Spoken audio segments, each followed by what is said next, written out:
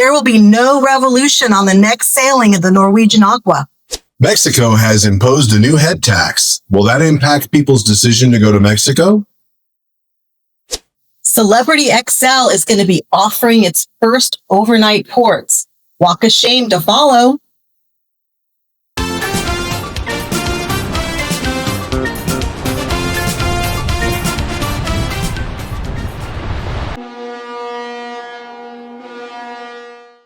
Welcome to Gen X Cruise Life. We're your hosts, Nate and Suzanne. You don't have to be beautiful.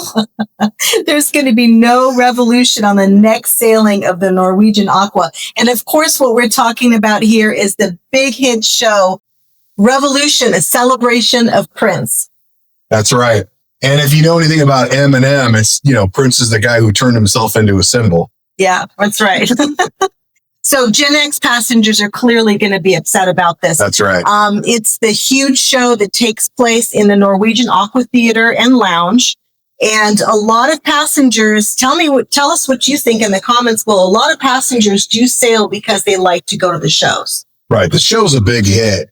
And we haven't been able to find the letter that was sent out to the passengers, but some of the quotes we've seen from it clearly indicate the letter went out after the bookings happened. So some people booked thinking they were going to get this show, and surprise, you're not. The excuse that was given was the new group of people that are doing the show are transitioning onto the ship and they need to rehearse for that particular week. And this is happening on July 19th. Yes, it's a cast rotation, and it's they're leaving for a 7-night Caribbean cruise, embarking in Port Canaveral, Florida. That's right. It's a little bit of a bait and switch is what it feels like. Yeah, that's kind of what it feels like too. I know we like the shows. Especially if you travel on the same cruise line often, you go on different ships and you see different shows. Right. And you look forward to that. Right. And I don't think anybody's saying that, you can't remove the cast members and bring on the new cast members. It just feels a little dirty the way they did it. Not telling them that, hey, this is going to be an off week for the show. I wonder if it has anything to do with getting them acclimated to being at sea.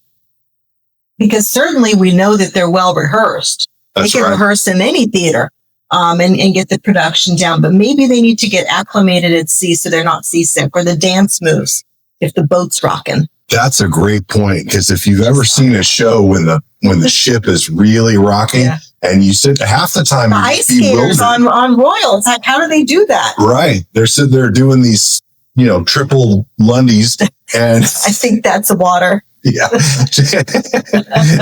and they don't fall, or they do sometimes, but that's probably the issue. That's probably it. Getting it used to that. All right. What's next?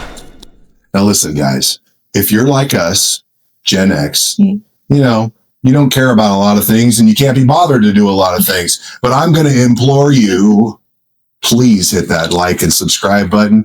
And no, seriously, it would really help us out. We'd really appreciate it. We're building a channel and we want to keep great content coming. So hit those buttons. So the next story is we have on Mexican cruises, there's a new head tax that went into effect on July 1st.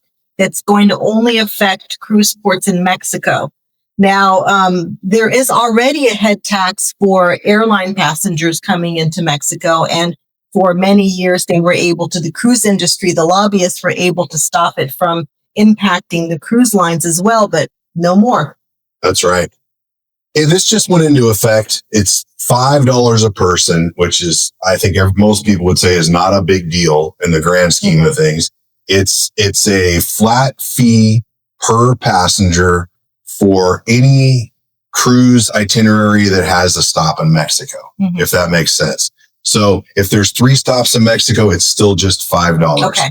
All right. Now, where it gets interesting is over the course of from now to 2028, it's going to gradually increase each year until 2028, where it'll be $21 a person. Mexico originally wanted it, I think it was $45 or $46 a person. Immediately, right out of the gate. The cruise organizations got together and lobbied and got them to agree to the this. Mexican government, That's right. To them to cut it down to this. One of the questions that we had was, where's the money going? Where's the money? Yeah, exactly. We looked it up and we found a couple of articles, and that was specifically what we were inquiring about. And one article said it was going to go directly to the military. Another article stated that it was going to go for hurricane preparedness and also updating the infrastructure at the ports. So we can't get a definitive answer. There was an additional one as well that said 2/3 of the money will go to the Mexican government operations. Yeah. So whatever that means. So it's Mexico, who knows?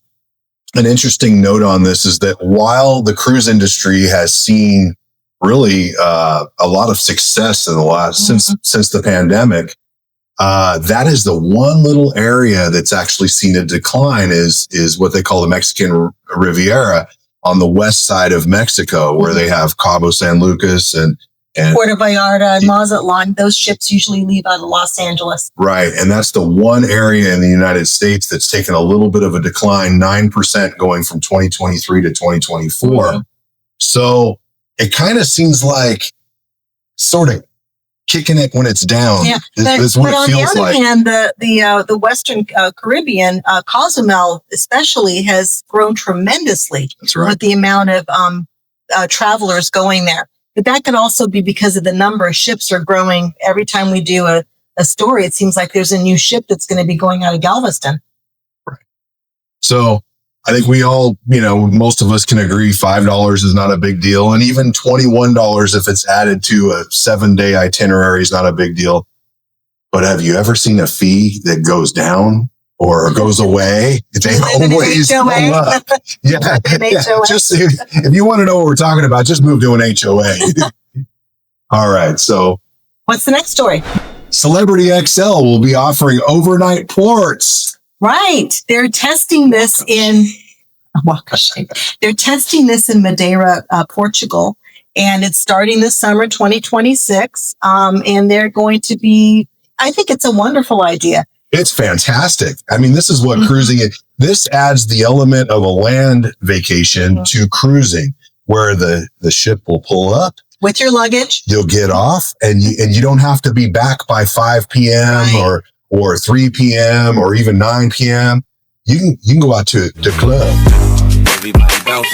A lot of these ports have a great nightlife, and if you've been to Europe, a lot of these European cities don't even come to life until 3-4 o'clock. Right. With as far as the restaurant scene and everything. So the passengers are going to get to enjoy that. Right. And you do have the option too of booking a hotel room there if you wanted to. I think they suggest that you let the guest relations know you're going to be exiting the ship and not coming back until the morning. So people go looking for you. That's right.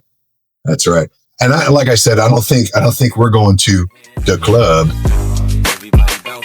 But it would be nice to have a 9 p.m. dinner and then go somewhere and get some dessert and take a stroll through the city, really get the lay of the land, which is kind of what's missing. It's a completely different experience at night as it is during the day.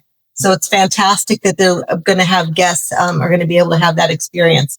And hopefully this will spread to other ports as well. That's what I'm hoping. Is that it? That's it. That's all we have for today. That's it. So stay tuned till next time. And please don't forget to hit the subscribe button, like, and leave a comment. And we will answer all of your comments right here. Subscribe.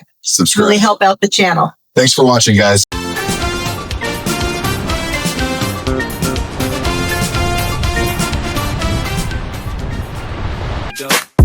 Everybody put your hands up. Everybody bounce with me. Some champagne and a little